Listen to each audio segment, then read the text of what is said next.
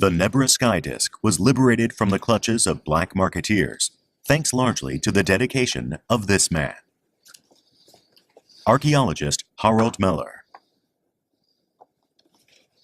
Gab es keinen Tag, an dem ich nicht mehrfach an die Himmelsscheibe dachte und nicht mehrfach überlegte, wie wir sie erlangen können. 2 years after its initial discovery, the mysterious bronze disc resurfaced. It came to Meller's attention when an acquaintance, the director of a museum in Berlin, was presented with a certain photograph.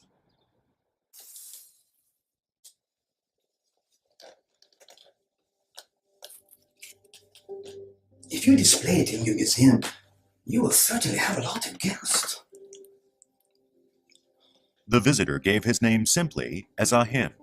You may purchase it at 1 million marks. The problem is not the price, it's where you obtained it.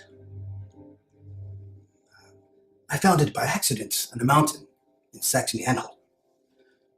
Don't you know excavation is prohibited over there? The remains underground belong to the German nation. A few days later, Meller was summoned by the museum director. Have a seat. Okay, thanks. He was shown the photo of the disc.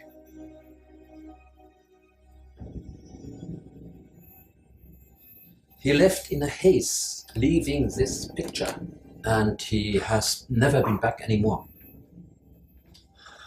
Und von daher war ich von dem Bild überwältigt und wusste, es handelt sich hier, wenn echt, um einen der bedeutendsten Funde der Archäologie, wahrscheinlich um einen der Top 10 überhaupt.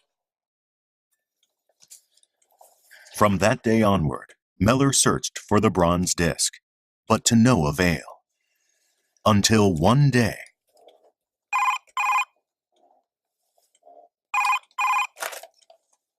Hello, Meller speaking.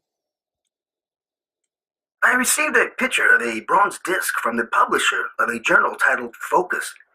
They asked me to verify the authenticity of the disc. I wonder if it is the disc you were looking for. The call was from a fellow researcher.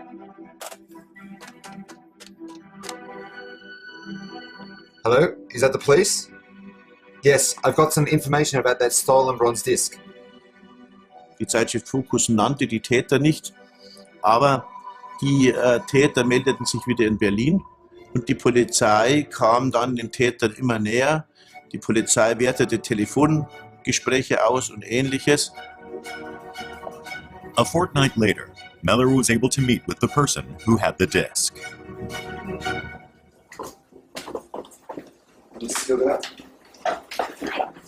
I'm Harold Miller. I'm an archaeologist. I'm glad to meet you. Nice to meet you. I had an expert verify the authenticity of the disc. However, I was surprised to learn that your friend wished to purchase it. She gave her name as Hildegard. She was an art collector, she said. Ihr Wunsch war, die Himmelsscheibe in einer Zeitschrift publiziert zu sehen, von Archäologen als Experten bestätigt zu sehen, um sie dann am schwarzen Markt wohl teuer verkaufen zu können. I would like to research the disc. Could you kindly sell it to me? Yeah, no problem. But because you're buying it for science, I'll let you have it for 700,000 marks. Okay, yeah, could you let me look at it? I can't show it to you here. But please come to Basel, Switzerland, and I'll exchange the disc for 700,000 marks. Located at the Swiss borders with both France and Germany, Basel provided easy access and easy escape, making it attractive to black marketeers. When the German police requested assistance, Basel prosecutors decided to use Meller in a sting operation to send a message to all would-be black marketeers. Detective Peter Gill was in charge. Und da haben wir uns natürlich vorbereitet und man hat ja den Eindruck, dass die Schweiz ein Ort ist, wo man einfach illegale Kunst umsetzen kann. Und wir haben auch durch diese Sicherstellung dieser Himmelsscheibe aufzeigen können, wie stark wir die Kunstkriminalität bekämpfen. Meller got word from the sellers that they had taken a room at a hotel. When he arrived, he was greeted by Hildegard and a man he hadn't met before.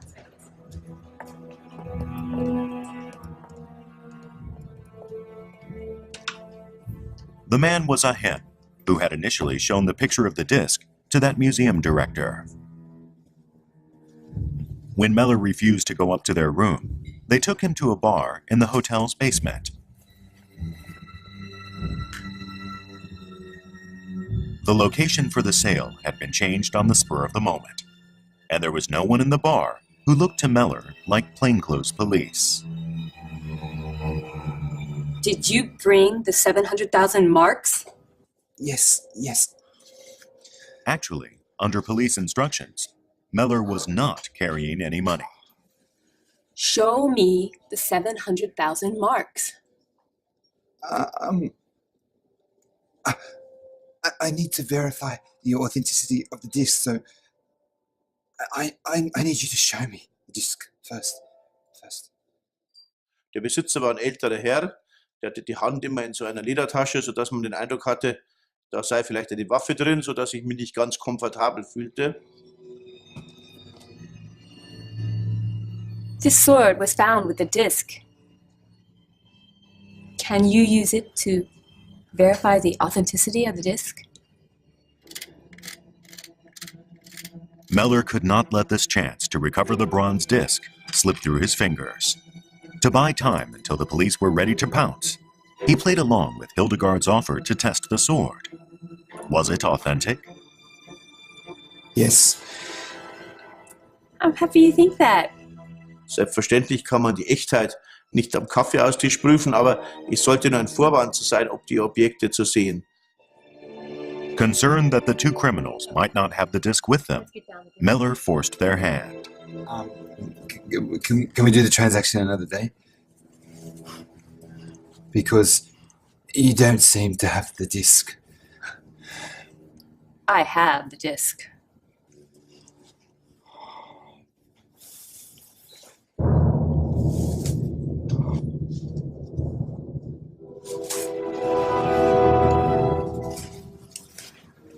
Is this what you want?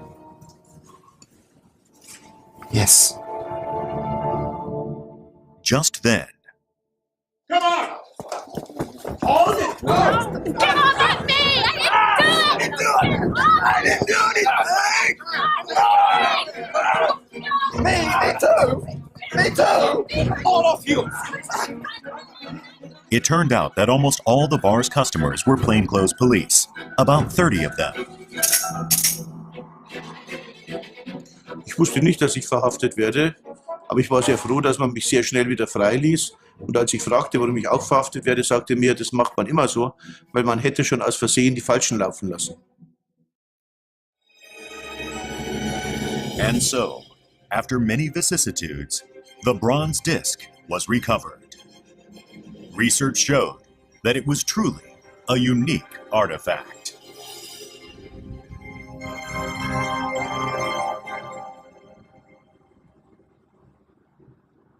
Testimony by the black marketeers established the excavation site. It was near the small village of Nebra, in the German state of Saxony-Anhalt.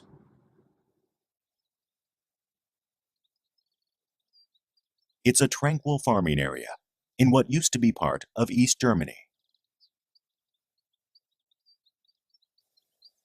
The mysterious bronze object was named after this nearby town. At 250 meters elevation, Mittelberg is the tallest hill in the area around Nebra. It was in the dense forest near the summit of that hill that the Nebra sky disk was unearthed. Nearby trees were felled and a thorough investigation conducted, but nothing similar to the sky disk was discovered. Further testimony by the traffickers described the disposition of objects as excavated. The disc was flanked by bronze swords and axes, and other artifacts buried along with it. Nothing like this bronze disc had ever been seen before. Some even doubted its authenticity. Aber wir hatten noch keine so richtige Vorstellung. Wir haben das einfach abgewartet, bis wir den Fund bekommen, bis wir ihn analysieren können und vor allem bis wir die Echtheit prüfen können. The Rice-Engelhorn Museum in Mannheim, Germany. Here there is a specialized laboratory that can determine whether unearthed artifacts are genuine or not.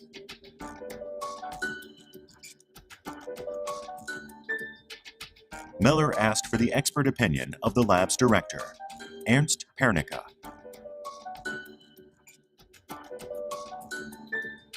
The latest technology is used to ascertain the composition of an object. Director Pernicka is absolutely confident that he would not miss a fake. Ein wichtiger Hinweis für die Echtheit von Bronzeobjekten ist die Korrosionsschicht, ihre Zusammensetzung, aber auch ihr Gefüge. Ancient bronze develops a blue-green film, or patina, on its surface. It is possible, however, to simulate this patina with a chemically induced oxidation. A special camera obtained this image of the crystals forming the patina on the Nebra sky disk. By comparison, this is the crystalline structure of an artificial patina. The longer a patina takes to form, the larger its crystals grow. The crystal size of the sky disk's patina proved that it was very old indeed.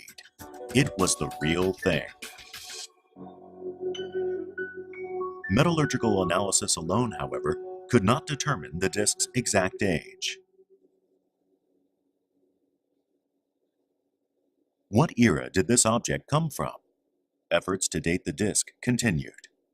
One day, a clue came from a surprising source.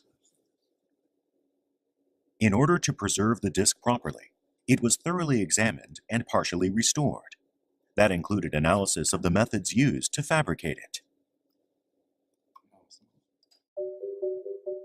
The swords found with the disk were actually dismantled.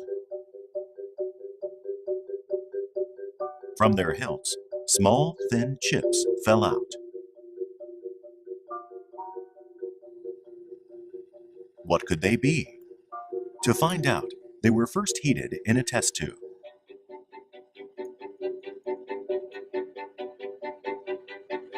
The goal?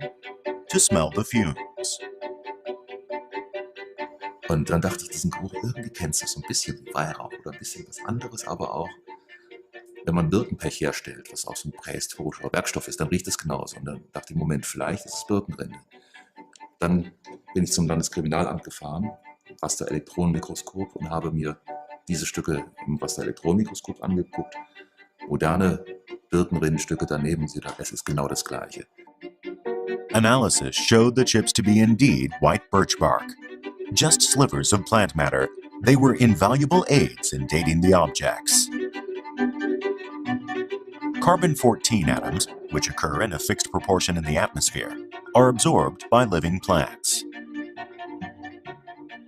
But when the plants die, the carbon-14 atoms inside them decrease.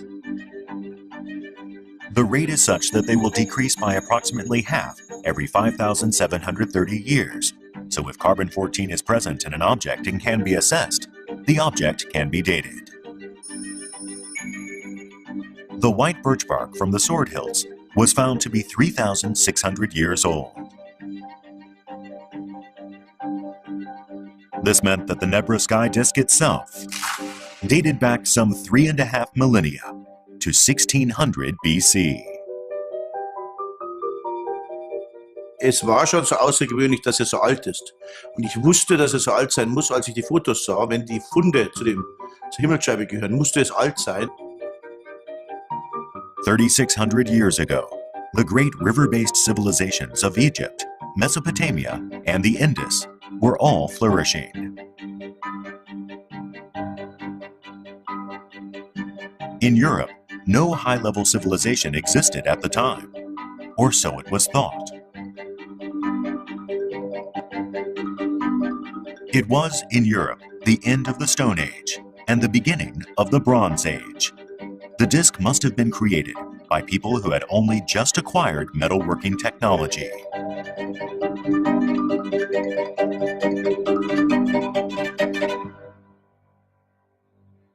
The researchers proceeded with restoration of the Nebra sky disk.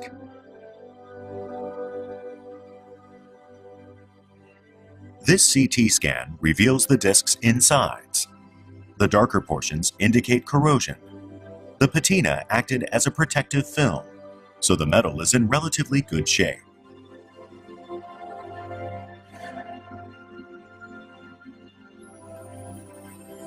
One area requiring restoration was the inlaid gold circle, a portion of which had ripped away. Fortunately, the missing bit was discovered at the excavation site, so experts were able to put it back in place. Analysis of the bronze also enabled them to visualize its pre-tarnished appearance. When the bronze in the disc was new, it had a coppery color. The gold decorations would not have stood out much.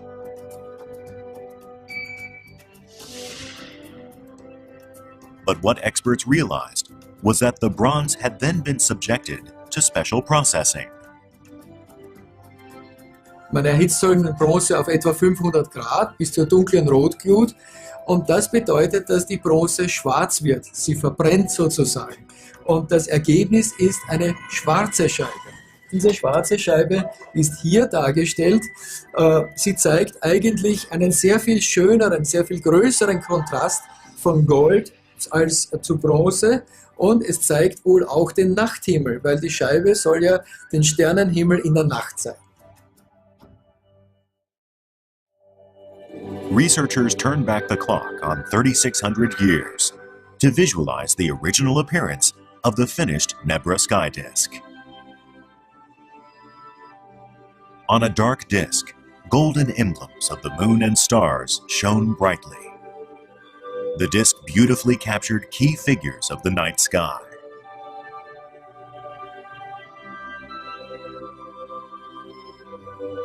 Over time, it also became apparent that these were no mere decorations.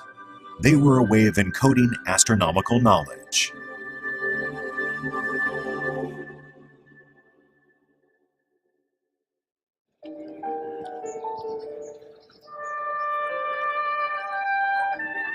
Saxony-Anhalt.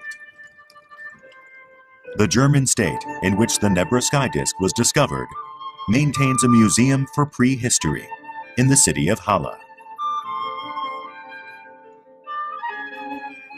Artifacts from ancient Europe are on display here. Since restoration, the Nebra sky disk has been kept here under strict security. It has been displayed in its own exhibition space. Many people have viewed it.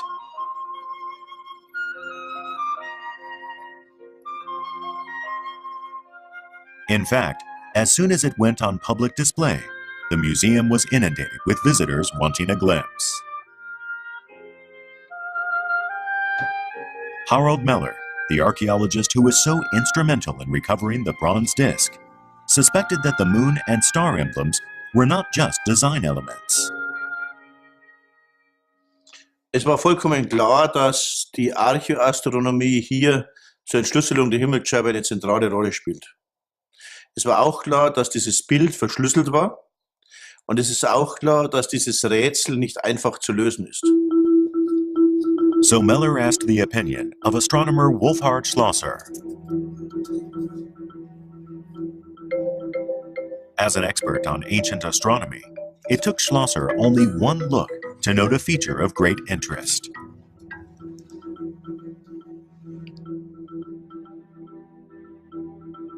What caught Schlosser's attention was the broad gold arc on the rim, and the traces of a similar arc on the opposite side of the disk. Once there had been gold arcs on both sides. Die diese beiden Horizontbögen, die seitlichen Bögen, die zeigten, dass eben nicht nur die Sterne von Bedeutung waren, sondern eben auch der Lauf der Sonne. Denn die beiden Horizontbögen zeigen an ihren Endpunkten den Auf- und Untergangspunkt der Sonne zur Sommersonnenwende. If diagonals are extended toward the disk's center from the tips of the arc on the left, they meet at an angle of 82 degrees. Schlosser believed this to be significant.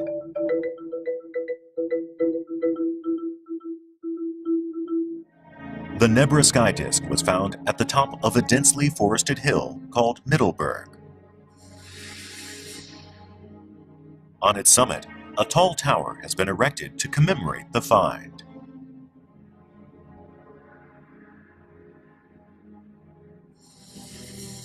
A curved disk in the ground beyond it marks the excavation site proper. The hole was filled with resin and is now well protected by this polished stainless steel disc. Schlosser thought that the location on this summit would explain the 82-degree angle on the sky disk.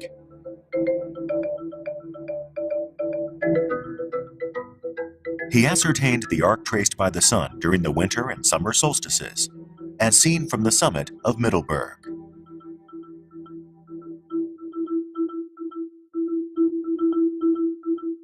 At Nebra's high latitude, the sun's path on the winter solstice is low, and the day is short. On the summer solstice, however, the sun's path is high. From sunrise to sunset, the day lasts for 16 hours.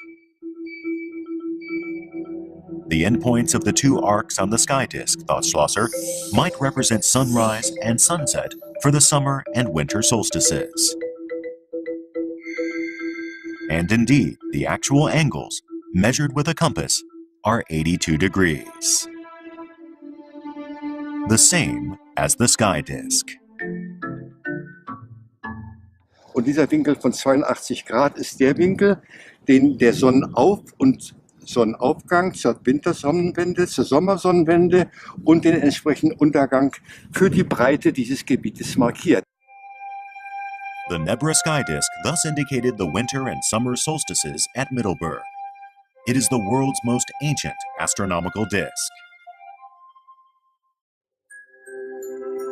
Ancient peoples used the solstices as seasonal markers.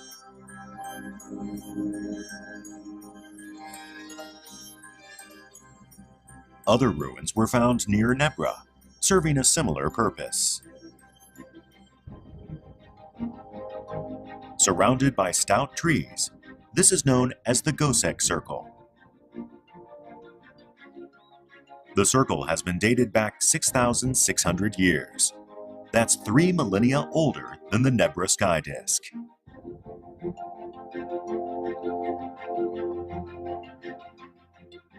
The timber palisades are a recreation, but gaps in them point precisely to the endpoints of the sun's path on the winter and summer solstices. Standing in the center of the circle, one can foretell the advent of the seasons. In der Lage waren oder den Leuten suggeriert haben, den Leuten vorgemacht haben, sie wären in der Lage sozusagen diese Kreisläufe zu kontrollieren, indem sie sagen, ab heute ist das neue Jahr, was beginnt, jetzt werden die Tage wieder länger.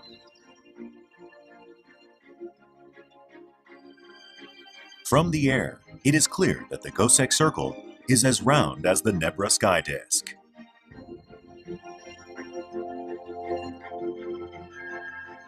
One also notes an 82-degree angle between the lines, connecting the endpoints of the sun's path on the two solstices, just like the Nebra sky disk. It was a gigantic set of guideposts to the seasons, transformed 3,000 years later into the mobile Nebra sky disk. A star chart, dramatically reduced in size. With that portability came new possibilities.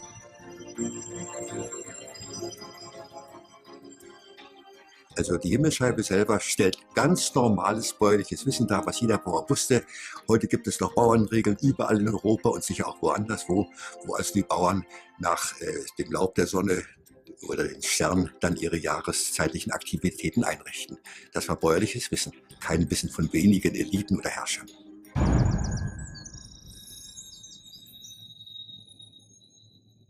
The Nebra sky disk is the oldest celestial chart in the world, and its apparently simple design concealed a high level of knowledge.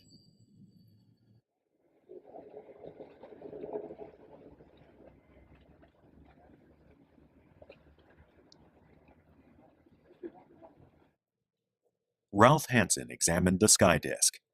Hansen was then at the Institute for History of Science, Mathematics, and Technology at the University of Hamburg. He delved into the mystery of the crescent moon pictured on the sky disk. Und das haben wir hier vor uns. Wir haben ein sehr komplexes Wissen auf diesem Objekt, was uns zeigt, man hat hier einen Kalender geführt, der sehr komplex war. In fulfilling that calendrical role, Hansen says, the sky disk's incorporation of a full moon and a crescent moon is of great significance. The phases of the moon had been used calendrically since time immemorial.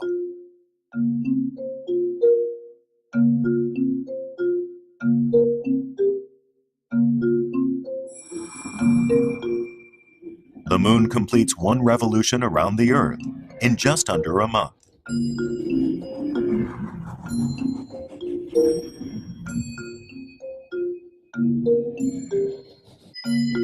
For that reason, its shape, as seen from Earth, changes periodically.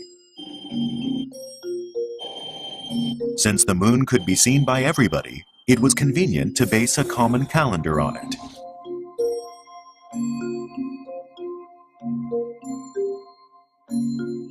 Aber wenn man zum Beispiel eine Landwirtschaft betreiben möchte und möchte sich nach einem Mondkalender richten, ist das Problem, dass ein Mondjahr 12 Mondmonate sind.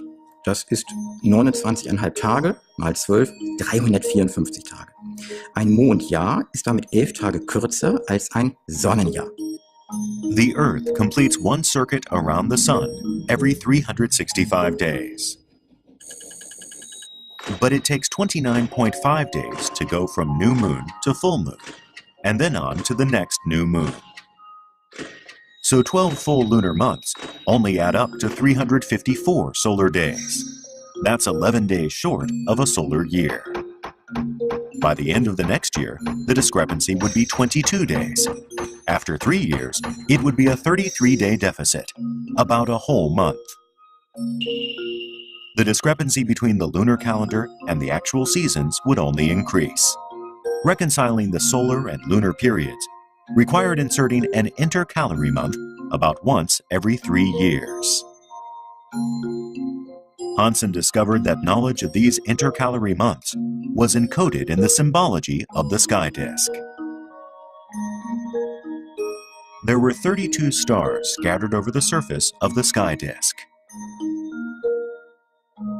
He noticed in particular a unique cluster of 7 stars, hardly a random grouping.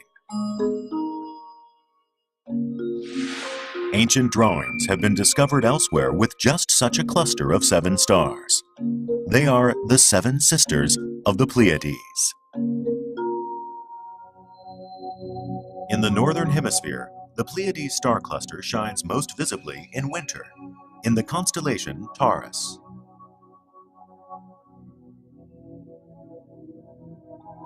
With the naked eye, one can detect only 5 to 7 stars, but actually, there are dozens of young stars in the cluster.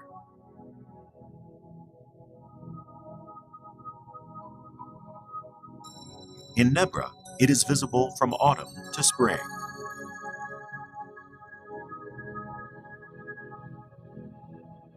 Die Frage ist jetzt, wie tue ich das? Nach mathematischen Regeln oder gucke ich am Himmel, wann es notwendig ist, es zu tun? Das wäre dann beobachtungsorientiert. The sky disk used concrete symbols based on observation, such as the Pleiades and a crescent moon.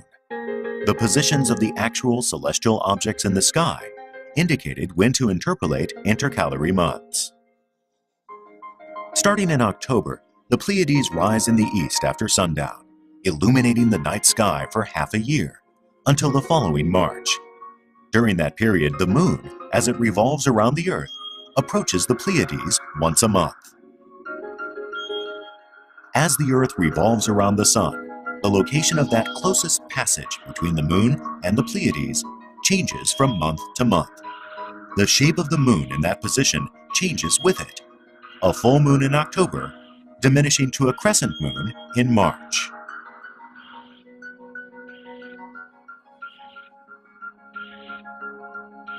One thing that caught Hansen's attention was that the crescent moon on the Nebra sky disk is not the youngest visible moon.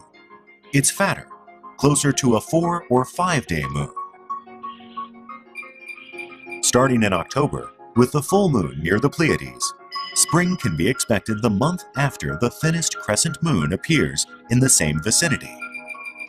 But the next year, the crescent moon announcing the advent of spring will be somewhat fatter.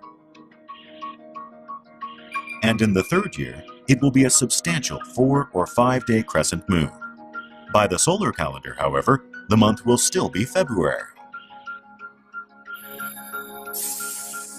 Hansen's hypothesis is that the 4 or 5 day moon pictured on the sky disk indicates that when a crescent moon of that thickness approaches the Pleiades, an intercalary month should be interpolated.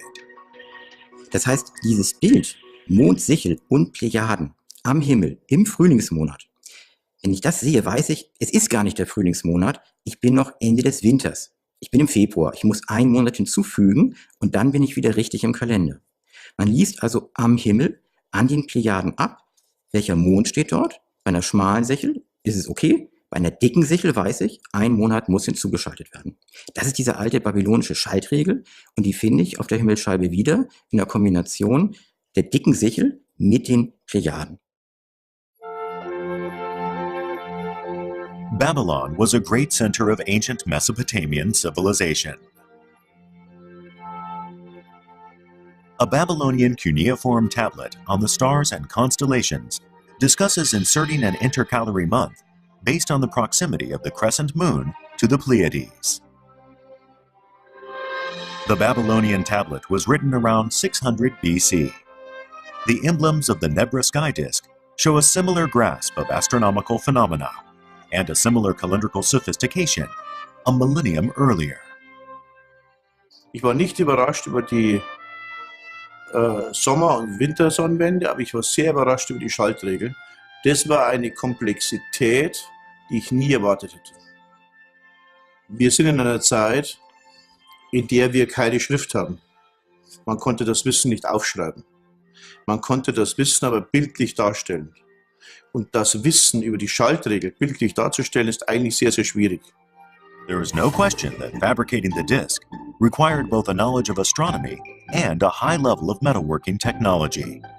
How were the people of Nebra able to produce such an object 3,600 years ago?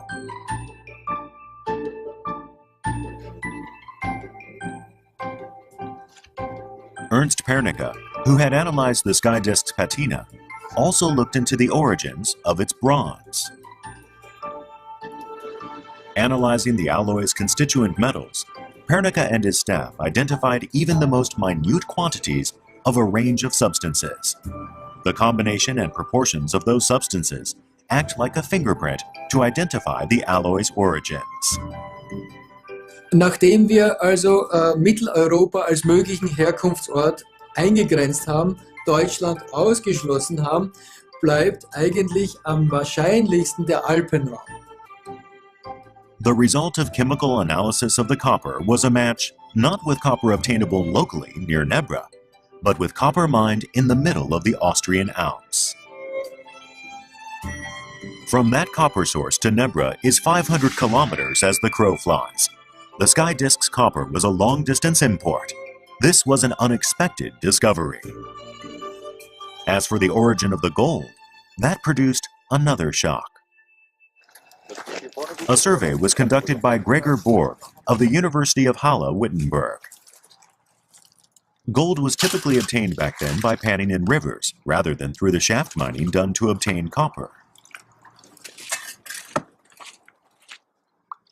Relying on old records and other data, Borg sampled gold deposits and sediments all over Europe.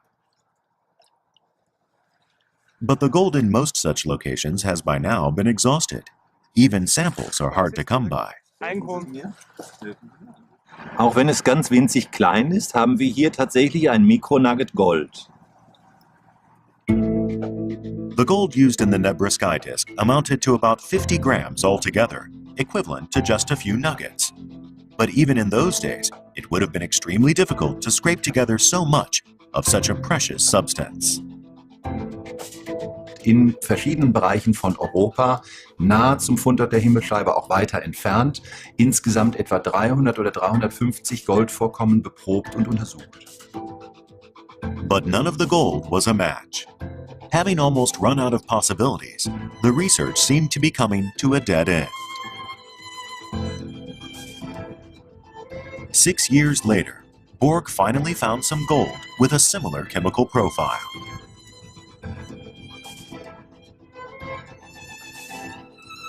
It was on the peninsula of Cornwall, in England. That's more than 1,000 kilometers from Nebra.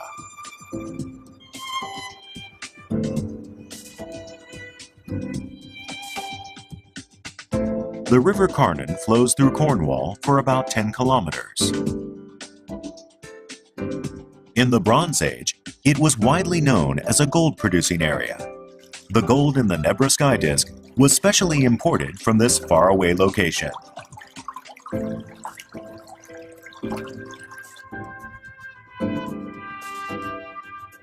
One of Cornwall's remarkable sights is a strange rock arrangement on a moor. It's a set of 3 circles made with giant stones. They were used, it is thought, to track the movements of the sun, and thus to tell time and follow the seasons.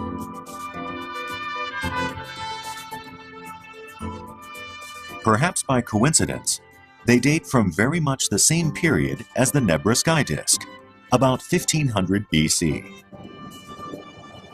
Why was Cornwall's gold taken across the ocean to faraway Nebra?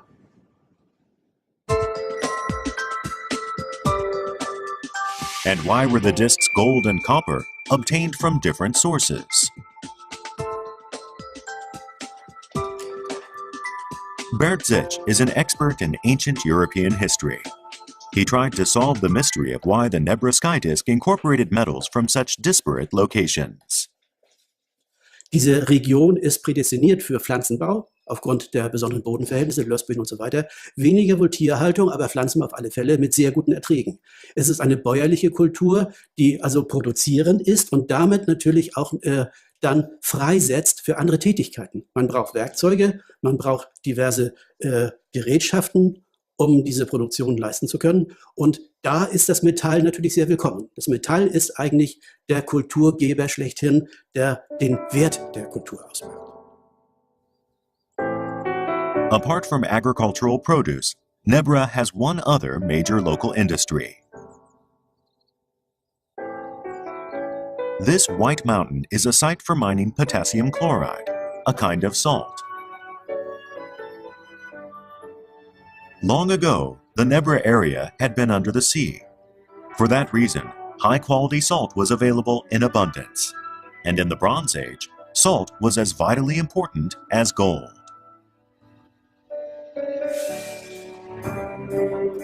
"3,600 years ago, people got what they needed by bartering.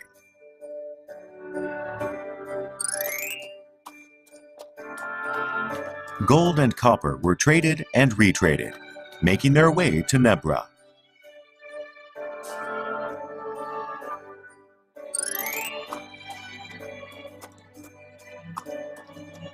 These high-value metals were brought to Nebra to be traded for high-quality salt and other foodstuffs. But transactions were not limited to things. No doubt knowledge was exchanged as well. Certainly, astronomical knowledge would have been highly prized by an agricultural people.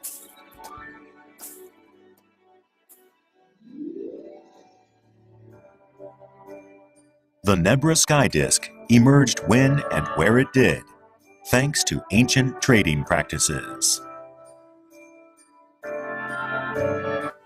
Nun, wir haben es vor 4000 Jahren bereits in Europa mit weitreichenden Netzwerken zu tun. In dieser Region haben wir fast keine Rohstoffe, aber wir haben Know-how. Ganz entscheidend.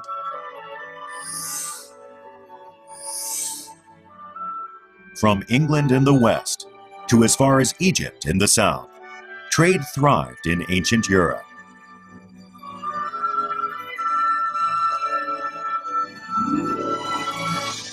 That trade gave birth to a flourishing civilization.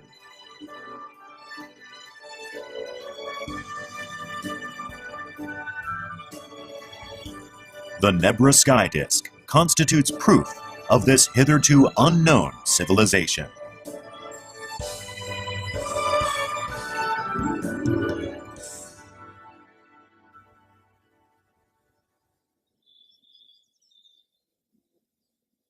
The sky disk was found just 10 centimeters below the surface of the Earth.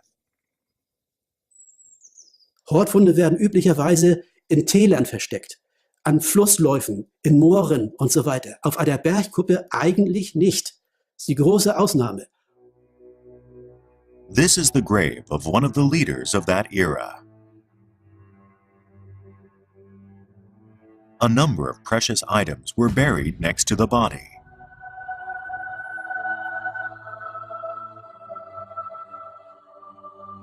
Sword blades, axe heads, and other items were buried there in pairs. Similar mortuary items were buried next to the sky disk as well. 2 axes, 2 swords, and 2 spiral armlets.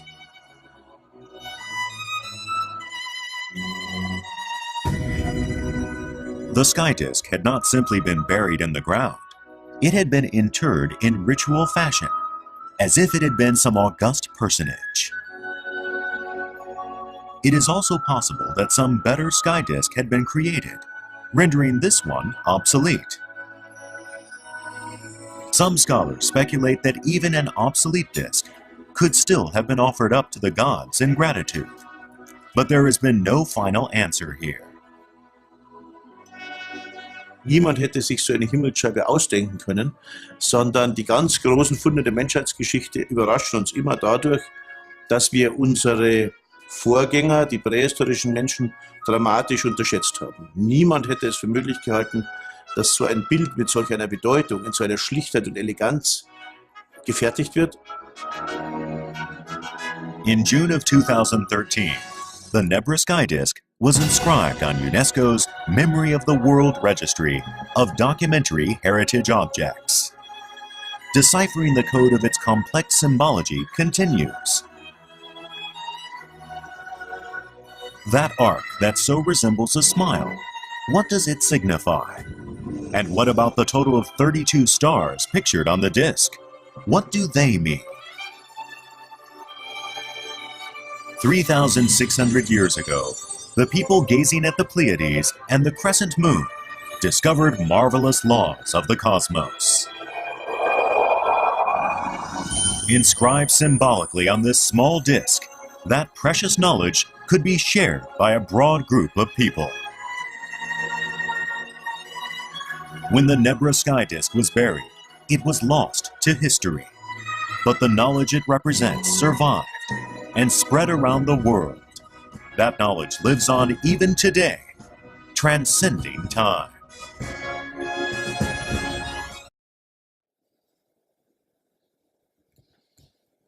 The Nebra sky disk was liberated from the clutches of black marketeers, thanks largely to the dedication of this man. Archaeologist Harald Meller. Gab es keinen Tag, an dem ich nicht mehrfach an die Himmelsscheibe dachte und nicht mehrfach überlegte, wie wir sie erlangen können. 2 years after its initial discovery, the mysterious bronze disk resurfaced. It came to Meller's attention when an acquaintance, the director of a museum in Berlin, was presented with a certain photograph.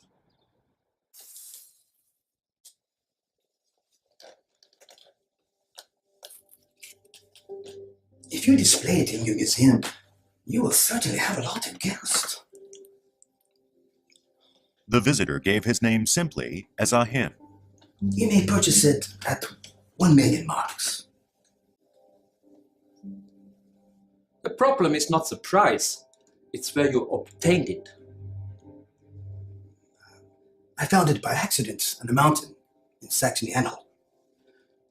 Don't you know excavation is prohibited over there? The remains underground belong to the German nation. A few days later, Meller was summoned by the museum director. Have a seat. Okay, thanks. He was shown the photo of the disc.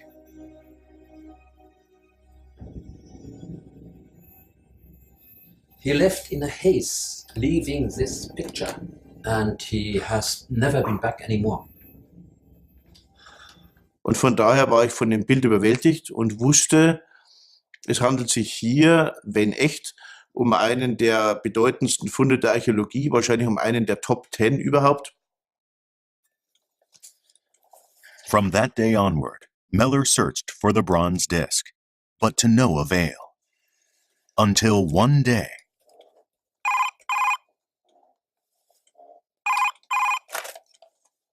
Hello, Meller speaking. I received a picture of a bronze disc from the publisher of a journal titled Focus. They asked me to verify the authenticity of the disc. I wonder if it is the disc you were looking for. The call was from a fellow researcher.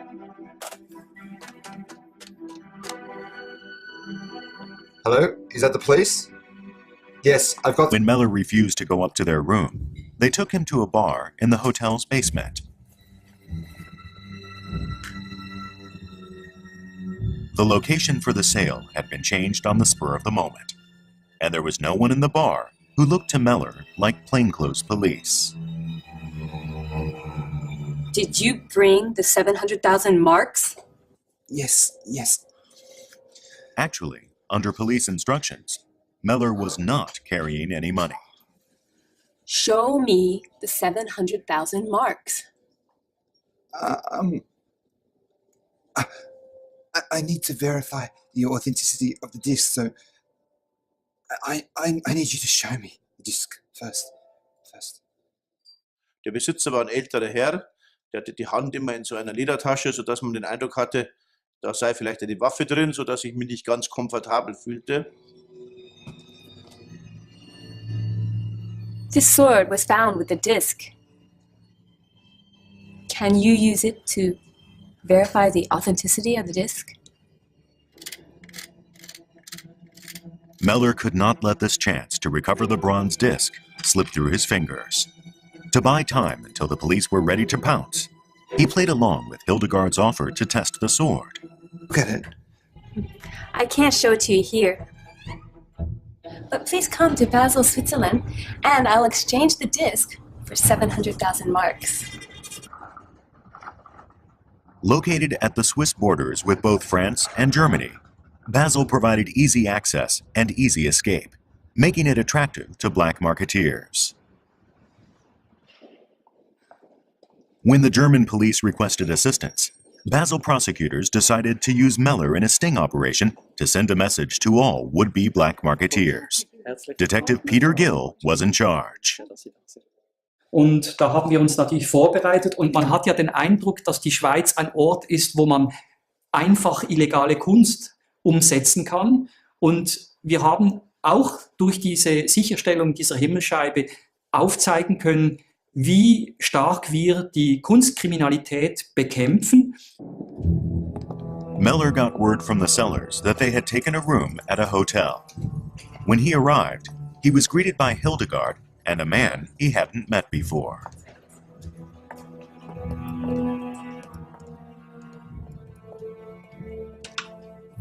The man was a hen who had initially shown the picture of the disc to that museum director. Some information about that stolen bronze disc. Die Zeitschrift Focus nannte die Täter nicht, aber die Täter meldeten sich wieder in Berlin und die Polizei kam dann den Tätern immer näher. Die Polizei wertete Telefongespräche aus und Ähnliches. A fortnight later, Meller was able to meet with the person who had the disc.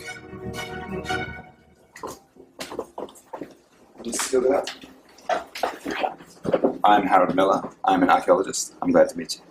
Nice to meet you. I had an expert verify the authenticity of the disc. However, I was surprised to learn that your friend wished to purchase it. She gave her name as Hildegard. She was an art collector, she said. Ihr Wunsch war, die Himmelsscheibe in einer Zeitschrift publiziert zu sehen, von Archäologen als Experten bestätigt zu sehen, um sie dann am schwarzen Markt wohl teuer verkaufen zu können. I would like to research the disc. Could you kindly sell it to me? Yeah, no problem. But because you're buying it for science, I'll let you have it for 700,000 marks. Okay, yeah, could you let me look